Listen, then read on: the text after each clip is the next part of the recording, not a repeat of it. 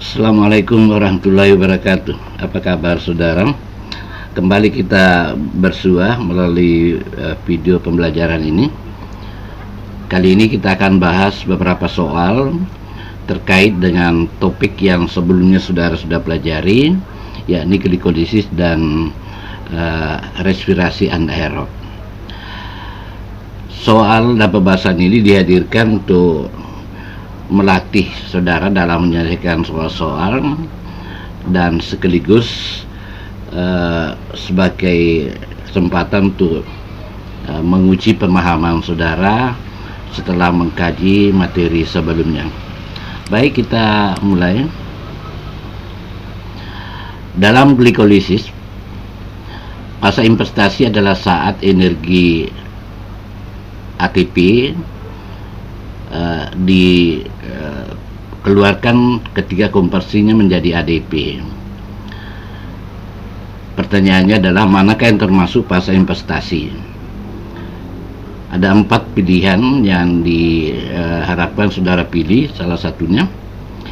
Tentu saja bahwa untuk memilih yang benar, pengetahuan yang diperlukan adalah fase glikolisis itu sendiri.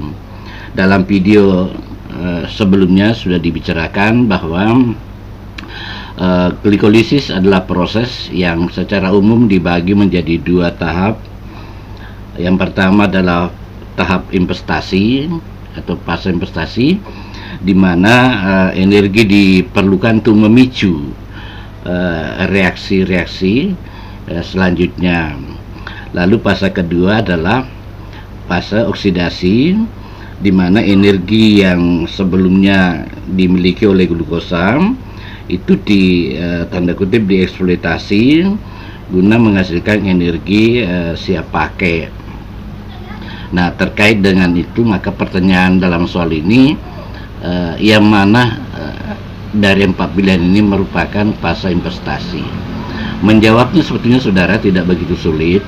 Cukup saudara mengingat seperti ini. Gambar ini adalah potongan glikolisis, glikosa sampai dengan G3P dan DHAP. Inilah yang dimaksud dalam fase investasi. Nah, tinggal saudara mencocokkan yang mana yang dimaksud dari ABCD ini. Mari kita lihat pertama A. Konversi glukosa 6 fosfat menjadi fruktosa 6 fosfat. Nah, yang ada di sini sebetulnya hanya isomerase, tidak ada investasi energi. Jadi bukan A. B. Oksidasi fosfogliseraidahid menjadi asam piruvat. Nah, ini malah belum kesampaian ke tahapan itu yang dimaksud, berarti bukan B. Lalu C. Konversi 6 fosfat menjadi fruktosa 1,6 bisfosfat. Yang dimaksud adalah ini. Nah, pada tahap ini saudara melihat ada konversi ATP menjadi ADP, di mana energinya itu digunakan untuk menggerakkan, meningkatkan energi pada molekul dalam hal ini adalah fruktosa 6 fosfat yang kemudian berubah menjadi 1,6 bisfosfat. Jadi C terlihat dalam gambar. Lalu penggunaan fruktosa 1,6 menjadi 2 molekul. Nah, di sini yang dimaksud adalah yang ini, yang sesungguhnya bukan penggunaan, bahkan itu adalah pemecahan dari fruktosa 1,6 menjadi 2 molekul C3. Dengan demikian maka opsi terkait dengan pertanyaan itu adalah opsi C. Jawabannya adalah C. Baik, kita lanjut pada soal nomor 2. Dalam glikolisis terjadi proses berikut. Nah, ini bicara tentang proses-proses apa saja atau reaksi-reaksi apa saja yang terjadi pada glikolisis. Sini ada 5 opsi. Apakah terjadi dekarboksilasi? Apakah oksidasi, reduksi, isomerasi, fosforilasi? Tentu saja soal ini Anda perlu betul-betul menguasai konsep itu. Apa itu dekarboksilasi, apa oksidasi, reduksi, demikian pula yang lainnya. Nah, sekarang untuk menjawabnya mari kita lihat. Ini adalah tahapan glikolisis lengkap Yang pertama ini, gambar pertama adalah potongan pertama adalah fase investasi, dan yang di kanan adalah potongan kedua adalah fase oksidasi. Nah, di dalam proses ini ada beberapa hal yang perlu saudara pahami. Baik, pertama saya jelaskan, dekarboksilasi itu adalah proses pelepasan pengeluaran molekul CO2 dari satu molekul, dari satu reaktan keluar CO2. Itu yang dimaksud dengan dekarboksilasi. Nah, kalau dibawa dikonfirmasi ke gambar ini, di dalam gambar ini tidak ada dekarboksilasi. Satu kunci untuk bisa memahami ini secara teknis adalah apabila senyawa berikutnya itu mengalami pengurangan jumlah atom C.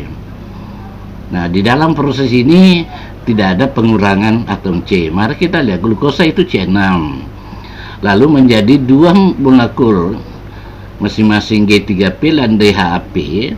Keduanya ini terdiri dari 3 atom C, berarti tetap 6.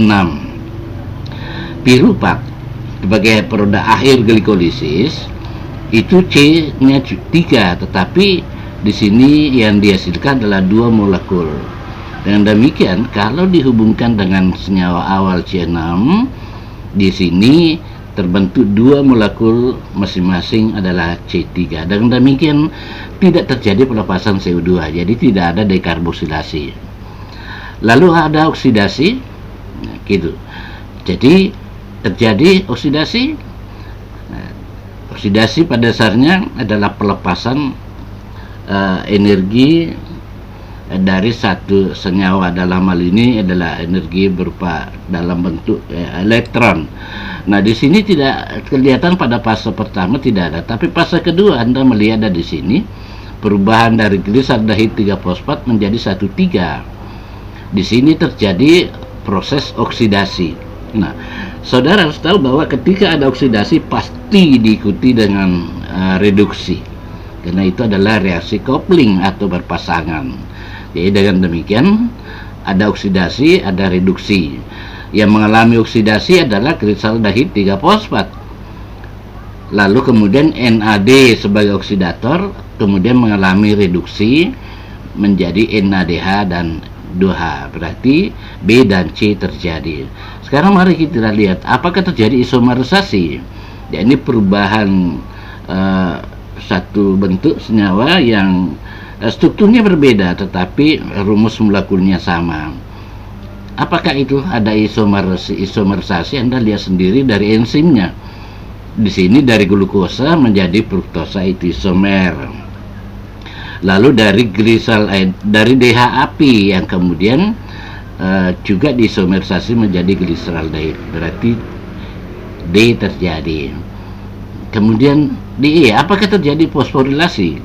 Fosforilasi adalah penambahan gugus fosfat pada satu senyawa. Berarti sini ATP. Kita lihat, lepas satu fosfatnya ditambahkan kepada glukosa yang kemudian menjadi glukosa 6-fosfat. Ini adalah contoh fosforilasi. Dengan demikian, yang tidak terjadi adalah dekarboksilasi, pelepasan CO2. Baik, semoga dimengerti. Kita lanjutkan nomor berikutnya. Dalam glikolisis, manakah berikut ini yang tidak terjadi selama konversi glukosa 6-fosfat menjadi fruktosa 1,6-bisfosfat? Nah, ini kelihatannya lebih sempit yang perlu Anda pahami.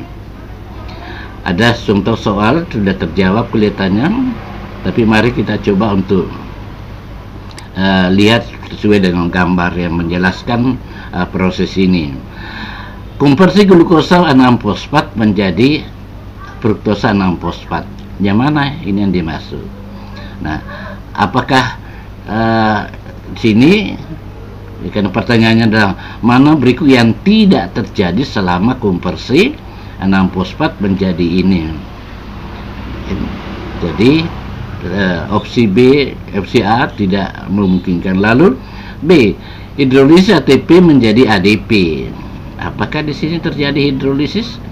Terjadi pengeluaran satu gugus fosfat melalui tentu penambahan H2O sehingga menjadi ADP. Itu hidrolisis, oksidasi NADH menjadi NAD. Nah, apakah terjadi pada tahapan ini? Jawabnya tentu tidak. Karena yang dicari adalah yang tidak terjadi. Lalu kemudian energi dikonsumsi. ATP berubah jadi ADP, itu melepaskan energi. Dikonsumsi maksudnya digunakan untuk meningkatkan aktivasi molekul fruktosa 6-fosfat yang kemudian menjadi fruktosa 1,6 difosfat. Nah, karena sudah terlihat kuncinya, jawabannya adalah C. Jadi tidak terjadi. Nah, sekarang nomor 4. Dalam kondisi aerob, mohon dipahami, dalam kondisi aerob, produk akhir glikolisis itu direduksi menjadi direduksi lebih lanjut menghasilkan ATP. Apakah pernyataan ini benar atau salah? Nah, ada hal yang perlu Anda cermati ketika pernyataan benar salah itu. Terkadang hanya persoalan satu kata itu bisa membuat kita salah memahami pernyataan. Nah, saudara harus tahu bahwa dalam kondisi aerob yang terjadi itu adalah oksidasi. Tidak ada proses reduksi di sana, ya. Jadi produk akhir glikolisis adalah itu dioksidasi lebih lanjut. Nah, gitu.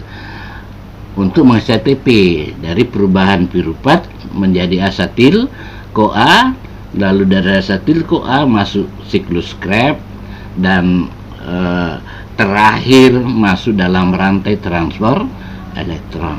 Jadi pernyataan ini adalah salah, ya. Kalau Anda melihat seperti ini, nah, ini piruvat itu dioksidasi oleh NAD, jadi bukan direduksi. Kemudian selama glikolisis, molekul glukosa fruktosa 6 bisfosfat dipecah menjadi 2 molekul fruktosa gula fosfat gula 3 karbon. Apakah pernyataan ini benar atau salah? Nah, untuk menjawabnya ini kuncinya. Fruktosa 1,6 bisfosfat itu dipecah menjadi 2 molekul fosfat 3 karbon, ya. Ini masing-masing 3 karbon. G3P juga 3 karbon. Jadi pernyataan ini adalah benar. Oke. Jadi soal seperti ini benar salah itu betul-betul harus disimak pernyataan itu. Dalam kondisi anaerob, produk akhir glikolisis itu diubah menjadi apa? Ini ABCD. Nah, untuk menjawabnya lihat saja sini. Anaerob, ada 3 opsi yang kemudian sebenarnya terjadi. Walaupun sudah dinyatakan anaerob, itu berarti hanya ada 2 dari 3 opsi nasib piruvat. Dalam soal sebelumnya, pembahasan sebelumnya disampaikan bahwa nasib piruvat itu ada 3 kemungkinan. Yang pertama adalah kondisi aerob ini, dan 2 lainnya adalah anaerob. Nah, yang ditanya adalah yang kondisi anaerobnya, berarti 2 kemungkinan, fermentasi laktat atau etanol. Nah, apa yang tersedia dalam pilihan CO2 dan H2O? Jadi produk akhirnya apa? Glikolisis, yakni ini piruvat. Apakah diubah menjadi ini? Sesungguhnya A ini akan dibahas selanjutnya, justru ada pada oksidasi aerob. Lalu asam amino sama sekali tidak ada konversi menjadi asam amino. Kemudian asam laktat ada tersedia dalam salah satu antara 2, dan asam klorida. Asam klorida adalah asam anorganik. Jadi dengan demikian maka pilihan jawaban dari atas pertanyaan ini jatuh pada pilihan C. Oke.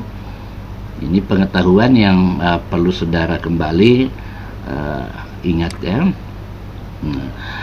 Lalu kemudian hasil bersih dari satu proses glikolisis. Nah, hasil bersih kelihatannya yang dibanding adalah hanya jumlah angka dari jumlah molekul dari masing-masing NAD dan ATP. Tidak ada pengecoh lain atau opsi lain yang dihadirkan dari soal ini. Nah, untuk memahaminya cukup fokus kepada NAD, H, dan ATP, hasil bersih yang ditanyakan. Nah, di mana kegerangan itu berlangsung ada pada fase oksidasi, dan satu-satunya di yang lain tidak ada. Cukup Anda ingat dari glisaldehid 3-fosfat menjadi 1,3 bis fosfogliserad. Nah, berapa dari proses ini sudah terlihat ada 2 molekul NADH. Ini ada. Nah, berapa ATP yang terbentuk dari glikolisis ini, proses glikolisis tadi? 4 yang terbentuk, 2 sebagai investasi. Kalau bersihnya yang ditanya adalah 2 dari 4 yang terbentuk dibayarkan pada investasi 2, berarti bersih net 2. Maka jawabannya adalah B. Baik, kita lanjut. Di manakah terjadi glikolisis itu? Ini sederhana soal ini, tidak begitu sulit memahaminya. Kita tahu bahwa ini adalah gambaran mitokondria, lalu di luarnya adalah sitoplasma.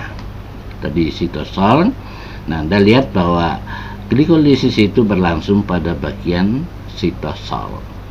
Ya, bukan pada inti, bukan pada mitokondria, bukan pada membran. Sekedar ditambahkan, kalau pada membran plasma, membran plasma berarti itu kan di luar dari sel, itu tidak terjadi pada sel ini. Baik, kita lanjut. Glikolisis adalah jalur yang, ini adalah kalimat terputus disambung dari pilihan apakah A, B, C, D. Nah, yang apa? Mari kita simak. Mengubah glukosa menjadi piruvat, itu betul. Tapi apakah kehilangan ATP selama konversi? Jawabnya tentu tidak. Mengubah piruvat menjadi glukosa, ini hal yang sebaliknya, jadi bukan. Mengubah glukosa menjadi fruktosa, itu hal yang juga tidak terjadi proses itu. Mengubah glukosa menjadi piruvat dan menghasilkan ATP selama konversi. Nah, ini mengubah glukosa menjadi piruvat menghasilkan ATP. Ini ATP DP, walaupun pada tahap investasi menggunakan ATP. Oke, jadi opsinya adalah D. Pembawa elektron. Pembawa elektron apa pada glikolisis yang tereduksi? Tentu saja ketika bicara tentang pembawa elektron, itu hanya 2 kemungkinan. Yang pertama adalah NAD dan yang kedua adalah FAD, pelapin adenin dinukleotida, di mana FAD tidak terlibat dalam glikolisis. Nah, lalu kemudian yang mengalami reduksi apa? Sebenarnya konsep dasar yang perlu Anda betul-betul paham antara oksidasi, reduksi, dan kata teroksidasi dan terreduksi. Nah, kalau mengambil contoh di sini, NAD itu oksidator, berarti penyebab terjadinya oksidasi.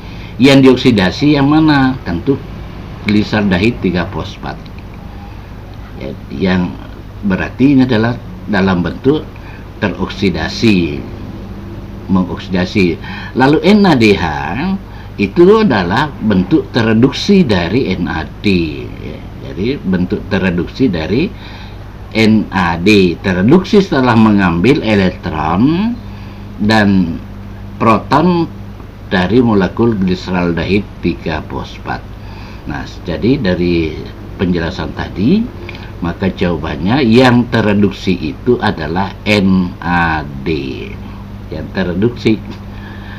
Berarti kalau sini NAD yang tereduksi, tapi produknya adalah NADH. Maka sesuai dengan soal, maka jawaban yang tepat adalah NADH. Ini dalam posisi tereduksi. Kalau NAD dalam posisi teroksidasi. Oke. Lalu nomor 11, manakah dari pernyataan berikut ini adalah persamaan reaksi yang perlu untuk Anda pahami, sebab bagaimanapun dalam komunikasi sederhana biasa kita tampilkan persamaan reaksi itu. Nah, yang mana mewakili fermentasi yang terjadi pada sel ragi. Nah, kalau bicara tentang sel ragi berarti fermentasi etanol. Kalau demikian, maka dimulai dari glukosa, saya nama 12. Jadi ada 4 dari 5 opsi ini. Nah, sekarang yang etanol berarti yang Anda lihat adalah mana etanol sini. Nah, ini alkohol secara umum. Nah, alkohol macam-macam, ada sesuai dengan jumlah atom C-nya. Maka yang terjadi adalah 1 mol glukosa menjadi 2 mol alkohol ini. Anda tahu bahwa alkohol adalah berkarbon 2 dari fermentasi piruvat C3, karbon 3 menjadi karbon 2. Oleh karena itu keluar 1 molekul C dalam bentuk CO2. Karena ada 2 molekul alkohol terbentuk, tentu ada 2 CO2. Nah, yang diminta adalah mewakili persamaan reaksi, mewakili ragi. Berarti sasaran Anda adalah etanol. Jawabannya adalah E. Baik, saudara, bila 1 mol glukosa masuk jalur glikolisis, maka akan terjadi 1 piruvat sebagai produk akhir. Nih, ini justru terjadi 2. Berarti opsi A tidak sesuai. B, 2 NADH yang akan memasuki rantai transfer elektron. Nah, ini apakah ini akan memasuki? Nah, saudara, Anda tahu bahwa NADH ini memang dapat memasuki rantai transfer elektron bila sel itu menyelenggarakan dalam posisi aerob. Tetapi bila dalam kondisi anaerob yang terjadi fermentasi, maka yang kemudian berlangsung adalah NADH diubah kembali menjadi NAD. Jadi kesimpulannya, tidak selamanya ini NADH yang diproduksi selama glikolisis masuk ke RTE, ya, rantai transfer elektron. Tidak selamanya. Nanti dalam kondisi aerob respirasi itu. Lalu terbentuk 2 ATP. Terbentuk 2 ATP. Apakah betul 2 yang terbentuk? Nah, mari kita lihat. Terbentuk sini ada 2. Lalu di bagian akhir juga terbentuk 2. Maka yang benar adalah terbentuk 4 ATP, bukan 2. Dan yang terakhir adalah fosforilasi. Terjadi fosforilasi, penambahan senyawa fosfat, berlangsung 2 kali di sini pada fase aktivasi. Maka jawabannya adalah D. Gimana, saudara? Mudah-mudahan bisa dipahami dengan baik. Lalu nomor 13, mengapa ragi digunakan untuk memanggang roti? Kan gitu. Mengapa ragi digunakan untuk memanggang roti? Nah, tentu roti biasanya adonannya kecil-kecil, lalu pada akhirnya kemudian mengembang gitu. Nah, apa yang memungkinkan terjadi pengembangan adalah molekul CO2 yang dihasilkannya. Nah, mari kita lihat gas buang, ya, yang dimasuk adalah CO2. membuat roti mengembang. Alkohol yang dihasilkan membuat roti berbahaya. Oh, tidak selalu. Lalu kemudian raki mengkonsumsi U2. Ini justru yang terjadi adalah anaerob, tidak membutuhkan. Jadi pilihannya kenalnya 3, maka pilihannya adalah A. Ya, ini. Baik, kemudian soal yang ke-14. Nah, mengapa sel otot kita terkadang beralih ke fermentasi asam laktat? Ya, sebagaimana jelaskan sebelumnya bahwa otot dalam kondisi tertentu ia bisa melakukan respirasi anaerob, dalam hal itu adalah fermentasi asam laktat. Nah, mari kita lihat opsinya. Otot kekurangan glukosa, apakah itu menjadi penyebab beralih jadi fermentasi asam laktat? Tentu saja bukan. Ya. Otot menghasilkan terlalu banyak oksigen. Nah, yang terjadi apa? Justru sebaliknya, ya. Karena oksigen ini diperlukan untuk produksi ATP besar-besaran. Justru fermentasi laktat itu terjadi karena sebaliknya, yakni kekurangan. Nah, yang manakah itu? Berarti D yang menjadi ini pilihan tadi, karena antara pilihan B dan D adalah dua hal yang sifat informasinya berbalik. Otot tidak menerima cukup oksigen, berarti debt oksigen, ngutang. Kita tidak mampu untuk mensuplai energi mensuplai oksigen dalam waktu cepat. Sementara C, otot menggunakan semua pirupatnya. Jadi konsepnya keliru, ya. Nah, ini gambaran yang tadi di atas, bahwa fermentasi itu terjadi justru karena kekurangan oksigen, ya, anaerob. Ini contoh yang terjadi pada otot ketika kekurangan oksigen. Baik saudara, mudah-mudahan dengan 14 contoh soal tadi itu bisa menggambarkan juga pengetahuan Anda tentang glikolisis. 14 soal itu lebih kepada merepresentasikan soal-soal lainnya. Tentu saja ada banyak. Saudara diharapkan untuk bisa mengeksplor lebih jauh soal-soal yang terkait dengan topik yang kita bicarakan pada hari ini. Demikian saudara, terima kasih atas perhatiannya. Assalamualaikum warahmatullahi wabarakatuh.